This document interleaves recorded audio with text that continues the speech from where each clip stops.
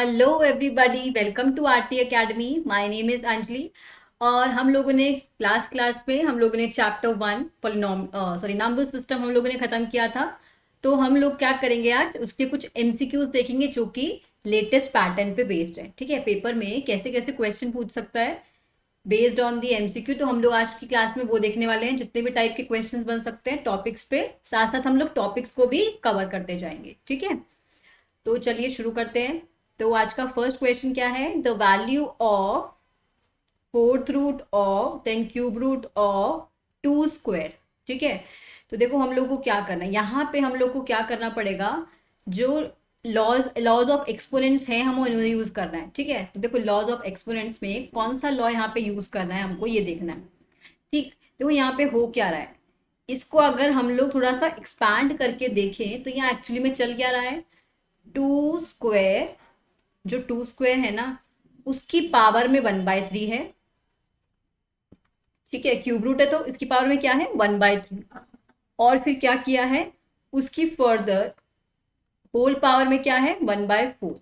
ठीक है, तो ये हमको सॉल्व करना है बेसिकली। तो देखो यहाँ पे हम लोग कौन सी प्रॉपर्टी अप्लाई करेंगे, यहाँ पे हम लोग कौन सा लॉ यूज करेंगे, a raise to power M. A raise to power M की जो पावर है, अगर फर्दर कोई और रैशनल नंबर दे दी जाए तो हम लोग क्या करते हैं, ए की power m p divided by Q.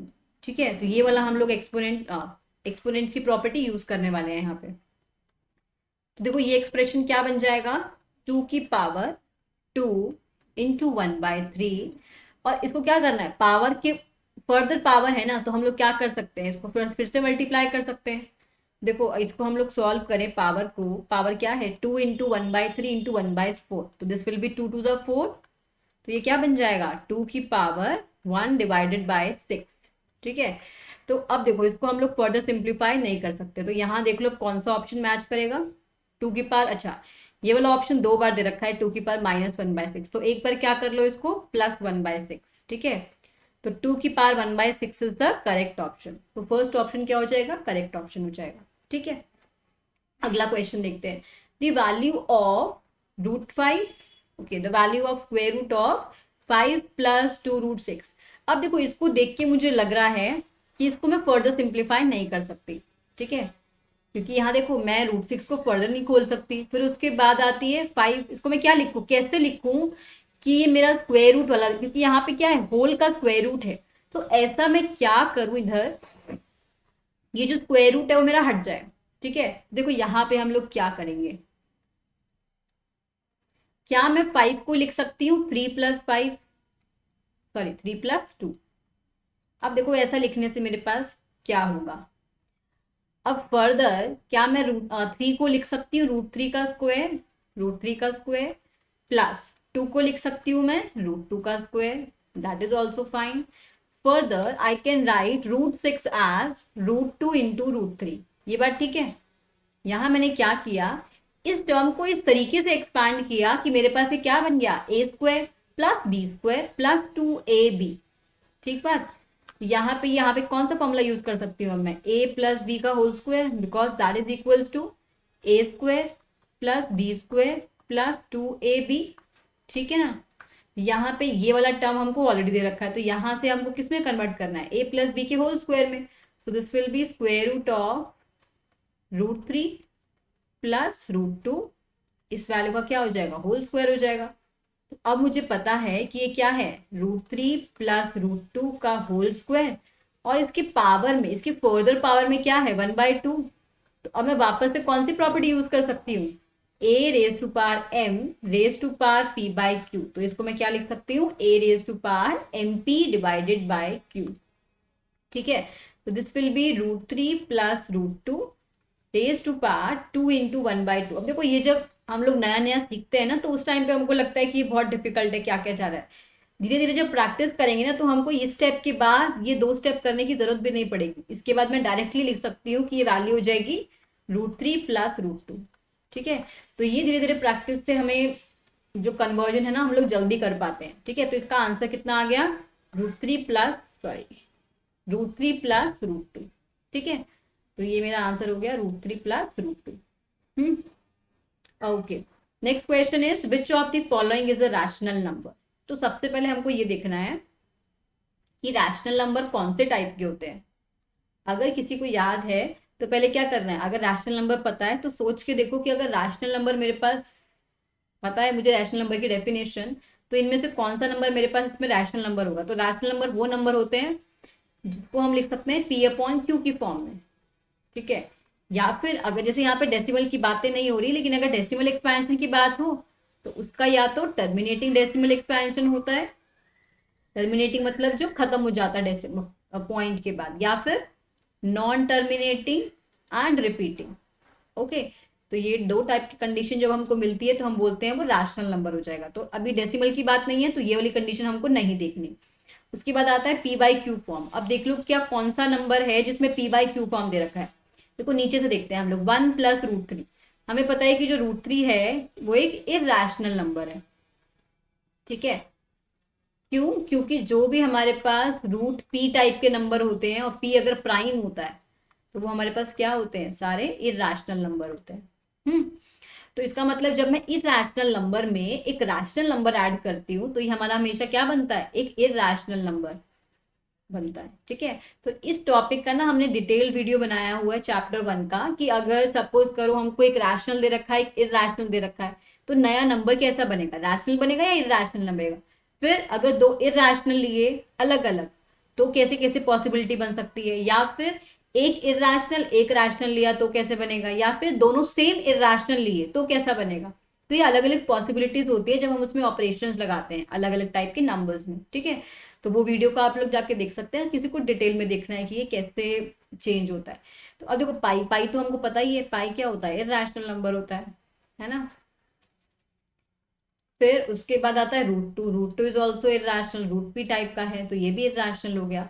तो अब अकेला नंबर बचा इकलौता 0। अब 0 हमारे पास रैशनल क्यों है, क्योंकि I can write 0 as 0/1 which is p upon q, बिकॉज यहाँ पे p भी इंटीजर है और यहाँ पे कंडीशन क्या होती है, p and q belongs to integers and q should be non zero. q should be non zero, p तो जीरो हो सकता है लेकिन जो q है ना वो नॉन जीरो होना चाहिए। That is why this is my correct option, ठीक है। यहाँ पे फर्स्ट ऑप्शन करेक्ट होगा। Okay, so the next question is we have to write two rational number between 2/3 and 5/3। Okay, 2/3 और 5/3 के बीच में हमको क्या करना है, रैशनल नंबर हमको लिखना है। तो देखो कोई भी हमारे पास दो रैशनल नंबर जो होते हैं ना उनके बीच में हम लोग बहुत सारे infinite rational number find out कर सकते हैं, ठीक है। बट हमें देखना है कि कितने रैशनल हमको कैलकुलेट करने हैं। अब देखो अगर 2/3 और 5/3 के बीच में देखा जाए, ये 2/3 है और ये 5/3 है, ठीक है। कहीं ना कहीं ये नंबर लाइन पर रिप्रेजेंट होंगे 2/3 और 5/3। तो इसके बीच में नेक्स्ट नंबर क्या होगा, 3/3। फिर उसके बाद क्या होगा, 4/3 और उसके बाद क्या होगा, 5/3। तो ये इस तरीके से ऑर्डर में चले जा रहे हैं। लेकिन जब हमने ऑप्शंस देखे यहाँ तो कोई भी नंबर मैच नहीं हो रहा, ना तो 2/3 मैच हो रहा ना 5/3 मैच हो रहा। लेकिन अब देखो यहाँ पे मुझे डिनोमिनेटर में 6 भी दिखाई दे रहा है, ठीक है, क्योंकि 3 वाले ऑप्शन तो हमने देख लिए, कोई भी मैच नहीं हो रहा। अब हम देखेंगे कि 6 वाले ऑप्शन में, तो 6 वाले ऑप्शन में नीचे 6 कैसे आ सकता है, जब हम न्यूमरेटर और डिनोमिनेटर को 2 से मल्टीप्लाई करेंगे। तो देखो 2/3 और 5/3 क्या किया मैंने, 2 से मल्टीप्लाई किया, 2 से डिवाइड किया, 2 से मल्टीप्लाई 2 से डिवाइड, तो ये कितना बन गया 4/6 और ये कितना बन गया 10/6। अब देख लो भाई कि कौन सा नंबर आ रहा है इनमें बीच में। 4/6 के बाद क्या आएगा 5/6, फिर आएगा 6/6, फिर आएगा 7/6, फिर आएगा 8/6, फिर आएगा 9/6।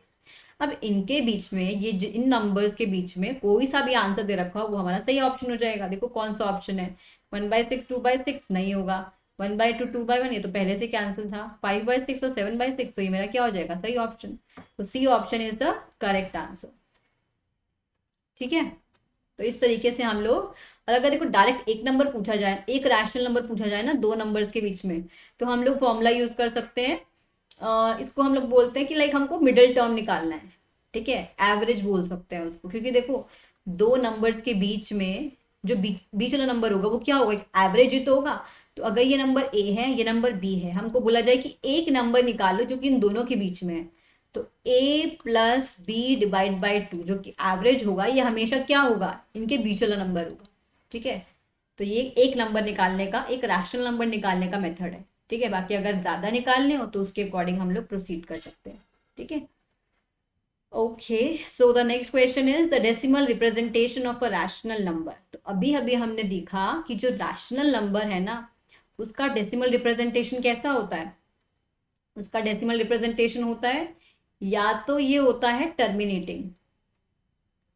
टर्मिनेटिंग टर्मिनेटिंग बोले तो जैसे कि हम लोग बोल सकते हैं 0.5, 0.24, 0.1235। ठीक है, ऐसा कुछ भी जो कि एक पॉइंट पे जाके खत्म हो जाता है, या 0.233। ठीक है, कुछ भी ऐसा लिख सकते हैं हम लोग। तो ये मेरा क्या हो गया, टर्मिनेट हो गया।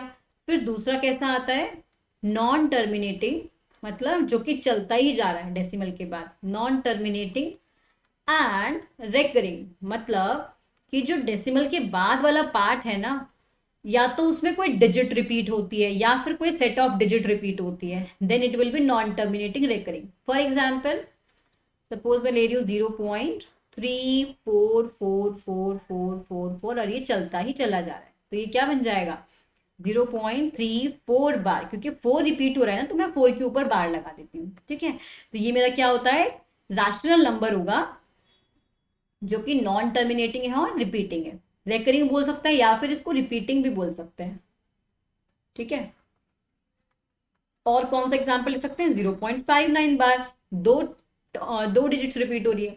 तो ये क्या क्या होते हैं हमारे रैशनल नंबर्स। तो अब चलो ऑप्शंस देखते हैं। ऑलवेज टर्मिनेटिंग, क्या ऐसा होता है कि ऑलवेज टर्मिनेटिंग हो गए, नहीं होता, तो ये तो ऑप्शन गलत हो गया। फिर ईदर टर्मिनेटिंग और रिपीटिंग, ईदर टर्मिनेटिंग और रिपीटिंग, ये भी नहीं होता, ये भी गलत बात बोल दी इसने। ईदर टर्मिनेटिंग और नॉन रिपीटिंग, या तो टर्मिनेटिंग होगा या नॉन रिपीटिंग होगा, तो ये चीज भी नहीं होती। होती है क्या, इधर टर्मिनेटिंग या तो टर्मिनेट होगा या नॉन रिपीटिंग होगा, नॉन टर्मिनेटिंग भी तो हो सकता है, तो ये ऑप्शन भी गलत हो जाएगा। फिर नीदर टर्मिनेटिंग नॉर रिपीटिंग, ना तो टर्मिनेट करता ना रिपीट करता। अच्छा एक सेकेंड, नीदर नॉन रिपीटिंग होना चाहिए, नीदर नीदर टर्मिनेटिंग, ना तो टर्मिनेटिंग होगा, तो ऐसा तो गलत है, ना तो टर्मिनेटिंग होगा।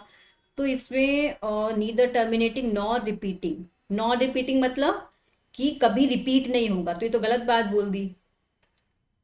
और नीदर टर्मिनेटिंग, या ना ही रिपीट कर, ना ही टर्मिनेट करेगा, तो इसके अंदर ना ऑप्शन होना चाहिए नीदर नीदर नीदर टर्मिनेटिंग, नहीं बोल सकते इसको। तो यहाँ पे ना शायद ऑप्शन में कुछ मिस्टेक है इधर, एक सेकेंड,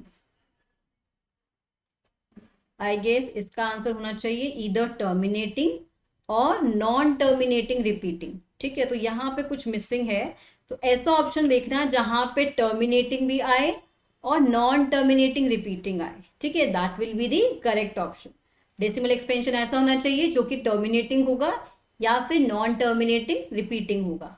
ठीक है, चलो अगला क्वेश्चन है, an irrational number between √2 and √3। तो देखो किसी भी दो इरैशनल नंबर्स के बीच में अगर हमको कोई इरैशनल नंबर निकालना है ना, कोई इरैशनल नंबर है √2, एक इरैशनल नंबर है √3, तो इन दोनों के बीच का जो इरैशनल नंबर होगा वो कैसे निकाल सकते हैं, कि जो इनकी बेसिस है ना, देखो यहाँ पे ये 2 क्या है, 2 की पावर हाफ है, यहाँ पे ये क्या है, 3 की पावर हाफ है। तो इरैशनल नंबर जो इन दोनों के बीच में होगा वो कैसे होगा, जो इनके बेसिस है ना इनको मल्टीप्लाई कर दो, और जो इनकी पावर्स हैं इनको मल्टीप्लाई कर दो, that is 1/2 into 1/2, that is 6 की पावर 1/4। तो ये मेरा क्या होगा, एक इरैशनल नंबर जो कि √2 और √3 के बीच में लाई करेगा। देखो यहाँ पे कौन सा ऑप्शन सही होगा, 6⁻1/4, this is my correct option. किसी भी दो इरैशनल नंबर्स के बीच में कोई एक इरैशनल नंबर निकालना हो तो हम लोग क्या करेंगे, बेस को मल्टीप्लाई कर दो और पावर को मल्टीप्लाई कर दो। ठीक है, ठीक है, तो हमको नेक्स्ट क्वेश्चन में क्या निकालना है, सम ऑफ 0.3 बार एंड 0.4 बार।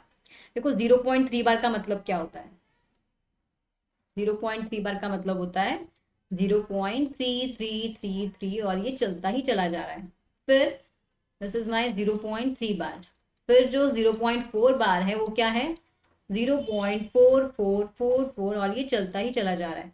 तो जब हम इन दोनों को ऐड करेंगे तो आफ्टर एडिशन क्या मिलेगा हमको, देखो 0.7777 और ये चलता ही जाएगा, तो ये क्या बन जाएगा 0.7 का बार। अब देखो यहाँ पे कौन सा कॉन्सेप्ट आता है कि हमको जो भी डेसिमल एक्सपेंशन है, how to convert a non terminating repeating decimal expansion into p upon q form. ठीक है, इस पे भी हम लोगों ने डिटेल डिस्कशन किया हुआ है कि कैसे हम लोग बाय मेथड हम लोग कैसे सॉल्व कर सकते हैं, और हमने एक शॉर्टकट मेथड भी सीखा था कि कैसे हम लोग शॉर्टकट मेथड के थ्रू हम लोग इसको सॉल्व कर सकते हैं। ठीक है, हम लोग दोनों डिस्कस कर लेते हैं एक बार। तो x क्या दे रखा है 0.7 बार। ओके, तो देखो एक तरीका है जो हमें प्रॉपर मेथड की तरफ लेके जाता है, जो कि क्या बोलता है कि हमें क्या करना है, ये हमें क्या बोल रहे हैं 0.777 है। हम लोग क्या करते हैं, अब दोनों साइड 10 से मल्टीप्लाई करना शुरू करते हैं। देखो 10 से मल्टीप्लाई किया तो ये क्या बन गया 10x इज इक्वल टू 7.7777।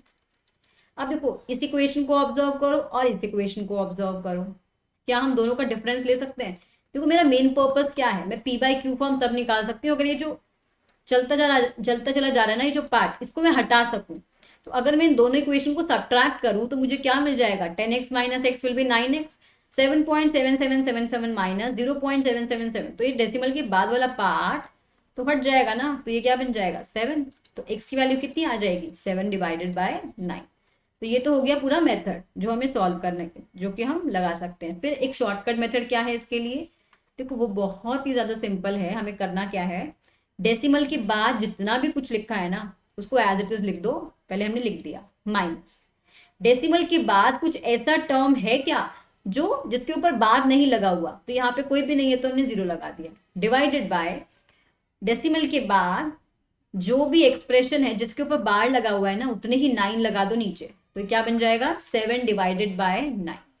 ठीक है, ये हमारा शॉर्टकट मेथड हो गया। अब देखो यहाँ थोड़ा सा आसान था, अगर कुछ ऐसा दे दिया जाए सपोज 2.34 बार। ठीक है, मैं इसको बता देती हूँ कि इसी मेथड को हम लोग इसमें कैसे अप्लाई कर सकते हैं।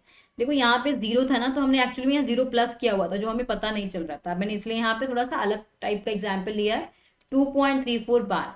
देखो 2 प्लस तो रहेगा ही। अब जो डेसिमल के बाद वाला काम है ना वो इसकी तरीके से ही होगा। पहले तो क्या करना है, जो भी डेसिमल के बाद है वो एज इट इज लिख दो, माइनस जो डेसिमल के बाद ऐसा टर्म है जिसपे बार नहीं लगा हुआ उसको सब्ट्रैक्ट कर दो जो कि 3 है, डिवाइडेड बाय डेसिमल के बाद जितने टर्म्स के ऊपर बार लगा हुआ है उतने 9, तो एक टर्म के ऊपर बार है तो एक 9 आ गया। फिर डेसिमल के बाद जिसके ऊपर बार नहीं लगा हुआ ना उतने 0 भी आ जाएंगे। यहाँ पे तो कोई भी डिजिट नहीं था तो यहाँ पे कुछ नहीं आया, यहाँ पे एक डिजिट है तो हमने 90 लिख दिया, तो ये क्या हो गया 2 प्लस 31 डिवाइडेड बाय 90। तो अब इसको जब सॉल्व कर देंगे ना तो हमारा final fraction p by Q form का आ जाएगा। ठीक है, तो ये मेरा आंसर क्या आ गया 7 डिवाइड बाय 9। तो यहाँ हम लोग प्रेफर करते हैं एमसीक्यू क्वेश्चन में कि हम लोग ये मेथड अप्लाई कर रहे हैं शॉर्टकट वाला, उससे डायरेक्ट जल्दी आंसर आ जाएगा, है ना, इतना बड़ा मेथड क्यों अप्लाई करना है। हाँ बट हमें पता होना चाहिए कि ये आंसर एक्चुअली में आया कैसे। ठीक है, चलो अब अगला क्वेश्चन देखते हैं। Which of the following is the value of root 11 minus root 7 into root 11 plus root 7। देखो यहाँ पे अगर ध्यान से देखो इस एक्सप्रेशन को, दो फैक्टर्स है, एक ये वाला फैक्टर और एक ये वाला फैक्टर। तो अगर हम ध्यान से देखें क्या ये ऐसा ऐसा कुछ नहीं लग रहा, a minus B into A plus B, और हमें पता है कि a plus B into A minus B क्या होता है, this is A square minus B square. तो जब हमने इस एक्सप्रेशन को इससे कंपेयर किया तो हमको क्या मिला, हमको मिला कि जो वैल्यू ऑफ a है वो क्या है √11 और जो वैल्यू ऑफ b है दैट इज √7। तो यहाँ से a square minus B square अगर लगाएंगे तो इट विल बी √11 का स्क्वायर माइनस √7 का स्क्वायर। तो ये कितना हो गया, √11 का स्क्वायर इज 11 माइनस √7 का स्क्वायर इज 7, तो 11 माइनस 7 विल बी 4। तो इसका एक्सप्रेशन का बेस वैल्यू का इस पूरे एक्सप्रेशन की क्या वैल्यू आ गई हमारी, plus √7 is equals to +4। Okay, तो यहाँ पे हमारा बी ऑप्शन क्या हो जाएगा, करेक्ट आंसर हो जाएगा। ठीक, okay, so the next question is 6 plus √27 minus 3 plus √3 okay, तो हमें बताना है कि जब हम इसको सिंप्लीफाई कर देंगे प्रॉपर, तो आफ्टर सिंप्लीफिकेशन ये क्या वैल्यू आएगी? पॉजिटिव इरैशनल आएगी, पॉजिटिव रैशनल आएगी, नेगेटिव इरैशनल आएगी, या फिर नेगेटिव रैशनल आएगी? तो पहले हम इसको सॉल्व कर लेते हैं, फिर हम बता पाएंगे कैसी वैल्यू आएगी, ठीक है ना। तो देखो 6 plus square root of 27 minus 3 plus root 3 plus 1 minus 2 root 3, ठीक है। तो दिस विल बी 6 प्लस, अब देखो बाद के जो एक्सप्रेशन है उसमें सिर्फ रूट 3 का एक्सप्रेशन आ रहा है, तो क्या मैं रूट 27 को रूट 3 की टर्म्स में लिख सकती हूँ क्या? कैसे? Root 27 is 3 9 are 27, then 3 3 are 9, then 3 1 are 3। तो क्या मैं इसको रूट 27 को क्या मैं लिख सकती हूँ 3 इंटू रूट 3, है ना। तो root 27 will be 3 into root 3, then -3। अब मैंने क्या किया, इस ब्रैकेट को ओपन कर दिया, this will be -3 minus root 3। अब देखो ये देख लेना कैसे लिखा है, हमने इसको कैसे लिखा है कि 27 इज बेसिकली 3 का क्यूब, है ना।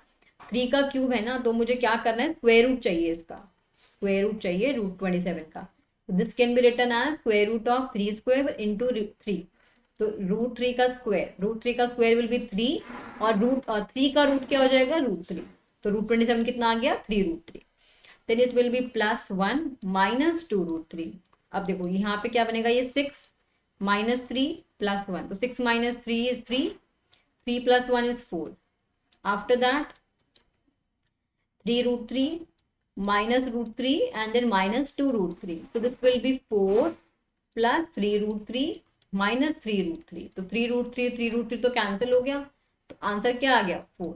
अब देखो ये नंबर बताओ कैसा, एक तो पहले मुझे दिखाई दे रहा है ये पॉजिटिव है, रैशनल है या इरैशनल है, it will be rational number. तो आंसर क्या हो गया मेरा, this number is a positive plus rational. तो my B option will be the correct option, the number is positive and rational number, ठीक है।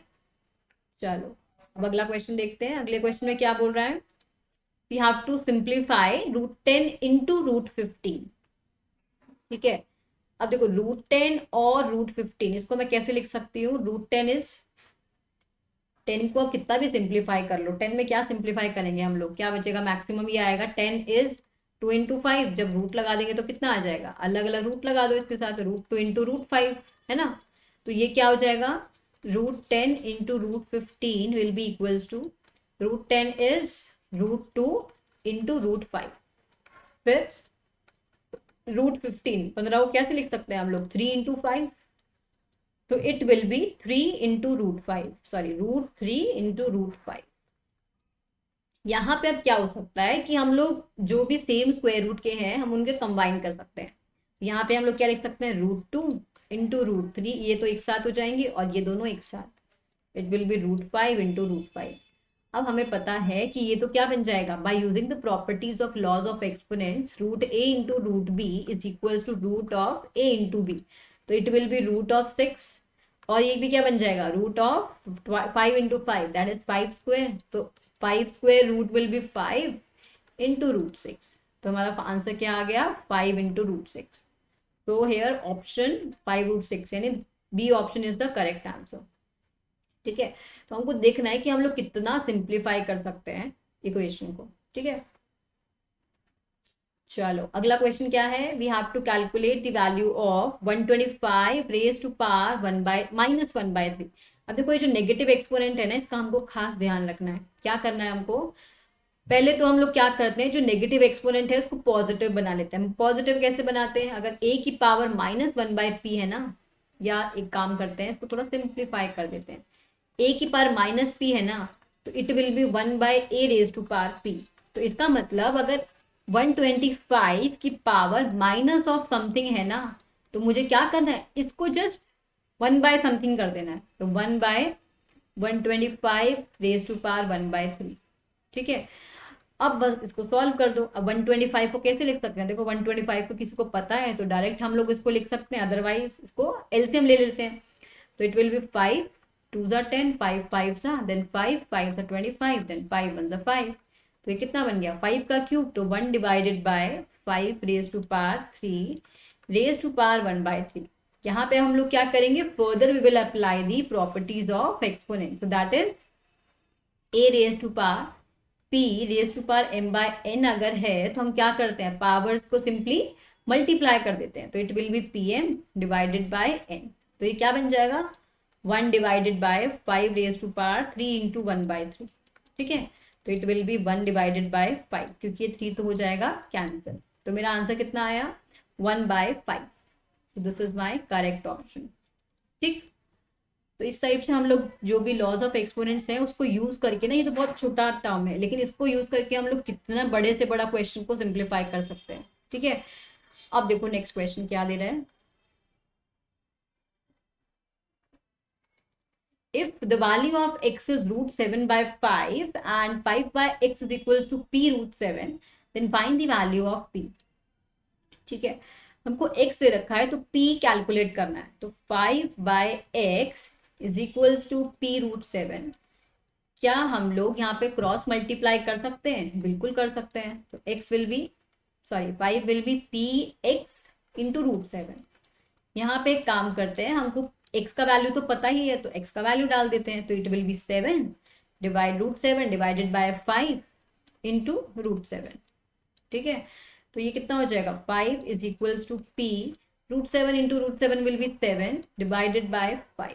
तो ये कितना हो जाएगा, और वापस क्रॉस मल्टीप्लाई कर दो क्योंकि हमको p चाहिए ना, तो इट विल बी 5 5 से 25 डिवाइडेड बाय 7। तो ये क्या हो जाएगा, p की वैल्यू। ठीक है, तो p की value is 25/7। So this is my correct option. ठीक है, okay, so the next question is if 3 cube raised to power 2 is equals to 9 raised to power x, then we have to calculate 5 raised to power x। तो हमको क्या चाहिए, 5 raised to power x। अब 5 raised to power x को अगर solve करना है तो हमको पहले x भी तो पता होना चाहिए। x निकालने के लिए हमको इसने ये कंडीशन दे दी है। ठीक है, तो अब देखो हम लोग क्या करेंगे यहाँ पे। पहले हम लोग कंसिडर करते हैं 3 रेज टू पावर 3 के होल स्क्वायर को equals to 9 raise to power x। तो this will be 3 raise to power 3। अच्छा, इसको हम लोग एक काम कर सकते हैं क्या, ये तो क्या है 3 रेज टू पावर, यहाँ पे इनको मल्टीप्लाई कर दो, 3 रेज टू पावर 6 हो जाएगा, इज इक्वल्स टू 9 को हम लोग क्या लिख सकते हैं, 9 will be basically 3 raise to power 2 और रेज टू पावर x तो ऑलरेडी है इसके साथ, तो it will be 3 raise to power 6 is equals to 3 raise to power 2x। कितनी बार, ठीक है। अब देखो 3 raise to power 6 is equals to 3 raise to power 2x। एक कोई बेस दे रखा है, उस बेस का पावर और किसी और बेस का पावर, सेम बेस का पावर, तो दोनों के पावर जो ये वैल्यूज हैं ये दोनों इक्वल कब हो सकती है, ये इक्वल एक ही शर्त पे हो सकती है अगर इनका जो पावर है ना वो भी सेम हो जाए। तो इसका मतलब क्या मैं बोल सकती हूँ कि अगर 2x और 6 अगर इक्वल हो जाए तब भी ये दोनों वैल्यूज इक्वल हो सकती है। तो इसका मतलब कि जो x की वैल्यू है वो 6 divide by 2 that must be 3। अब देखो, अब मेरे पास अगर x की वैल्यू आ गई तो मैं क्या कर सकती हूँ, I can easily calculate the value of 5 raise to power x। तो 5 raise to power x will be 5 raise to power 3 that is 5 into 5 into 5। तो ये कितना हो जाएगा, 5 raise to power x will be 125। ठीक है, ये हमारा क्या हो गया इसका आंसर, तो it will B A option. ठीक है, तो आज की क्लास में हम लोगों ने कुछ क्वेश्चंस देखे जो कि फर्स्ट चैप्टर के थे। तो नेक्स्ट क्लास में हम लोग कुछ और क्वेश्चंस देखेंगे इसी चैप्टर के, और जितने भी टाइप के क्वेश्चंस बन सकते हैं हम लोग सब देख लेंगे ताकि हमारा कॉन्सेप्ट भी रिवाइज हो जाए। जो भी हम लोग लॉज या जो भी हम प्रॉपर्टीज वगैरह जो भी यूज कर रहे हैं वो क्वेश्चंस में ही कवर कर लेंगे। ठीक है, तो आज की क्लास में इतना ही, बाय बाय, थैंक यू।